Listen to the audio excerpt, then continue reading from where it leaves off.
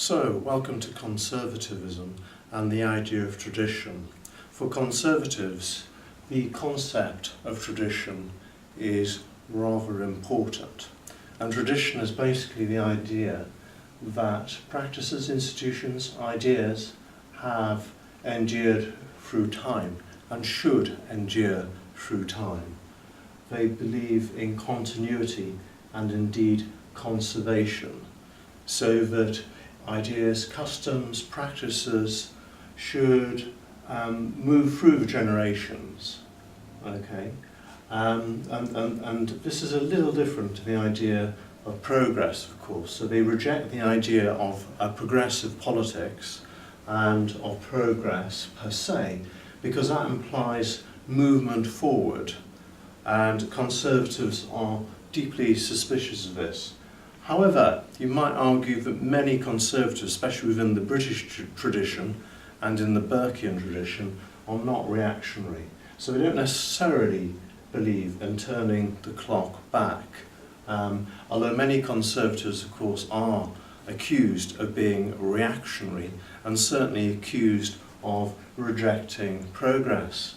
But perhaps tradition can be best summed up in the simple slogan, if it ain't broke, don't fix it, because of the law of unintended consequences. If you change things and meddle, it may well produce new problems and make things worse. So, if we look at the key reasons, there are two key reasons for conservatives believing in tradition. First of all, tradition reflects the accumulated wisdom of the past. This is very much what Burke wrote about. Burke said really that society is a partnership between those that are living, those who are dead, and those who are to be born. In other words, we have a responsibility to future generations, as well as learning from past generations, rather than writing and developing everything afresh and new. The reason for this is perhaps because institutions, ideas, customs, practices have been tested by time, and indeed Burke said that we should respect the votes of the dead, for there are more of them than there are of us, Burke would argue. A second reason for tradition is more psychological, and this is the idea that tradition provides and engenders a sense of belonging, identity and rootedness, so we know who we are as a collective. It generates social cohesion and a collective sense of who we are. And this sense may be beyond the individual, of course, beyond class, colour or creed. Perhaps we should look at some examples. So examples, a good example of course is the monarchy. So conservatives have stressed the importance of the monarchy as embodying historical wisdom and experience. In fact, of course, that might be the case with one person, such as Queen Elizabeth II, who's dealt with many prime ministers, of course. It focuses on national loyalty and is above party politics. Of course, the monarchy doesn't stand still. The monarchy has adapted and changed with time. And the same might be said of the House of Lords. So conservatives tend to defend the House of Lords, and have done over a number of centuries.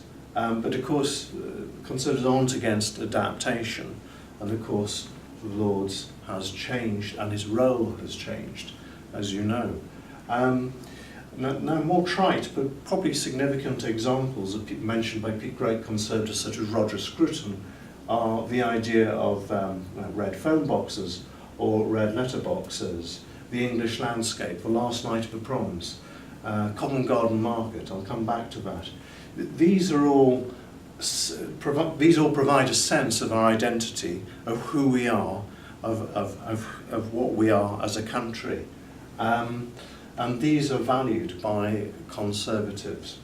Covent Garden might be an interesting example, because Covent Garden in London was a proposal in the 70s to knock it all down, which the French did with their special medieval market, Les Halles, in the centre of Paris, a wonderful medieval market, knocked down, and of course it's become a modern shopping centre, looking a bit sad for itself now.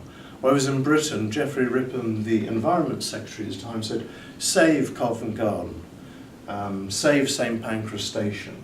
And what we've done, of course, is adapted Covent Garden. We've patched it up, we've repaired it, we've renovated, we've renewed, and now Covent Garden, of course, is full of tourists, full of life, full of vitality, full of buskers. And that's really quite a good physical example of the kind of conservative tradition that Burke was talking about. If we have change, it should be gradual, it should be adaptation.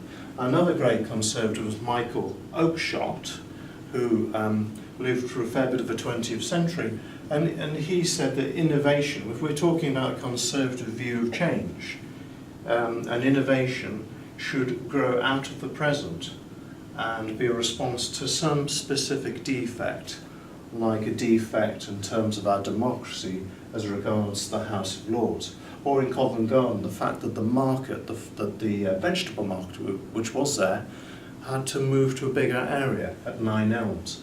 So what do we do with Covent Garden? Well, instead of knocking it down, we adapt it. Sorry, I won't go on too much about Covent Garden. So, in other words, we need to respond to a specific defect, and consequently, a conservative will find small and slow changes more tolerable than large and sudden changes. He will value highly every appearance of continuity. So even green issues, which are to do with preserving the planet for future generations, are very much conservative. So conservatives are suspicious, highly suspicious, of wholesale planned changes based on a rational plan. However, if we can criticise this, well, there are two fundamental criticisms. Firstly, from a liberal point of view, J.S. Mill would say we don't want to be despots of custom. We don't want present generations to be enslaved by the past. And a more socialist critique would be to say that maybe tradition serves the few, but not the many. In other words, perhaps the rich benefit from tradition. The rich might benefit from preserving our green countryside and not building new houses. Or progress is held back, as J.S. Mill might say, by not building the M6 through or next to the Lake District and preserving it for future generations. But we have to think about the present and not being enslaved to the past. So I hope that gives you a good overview of the conservative view of tradition. Thank you very much.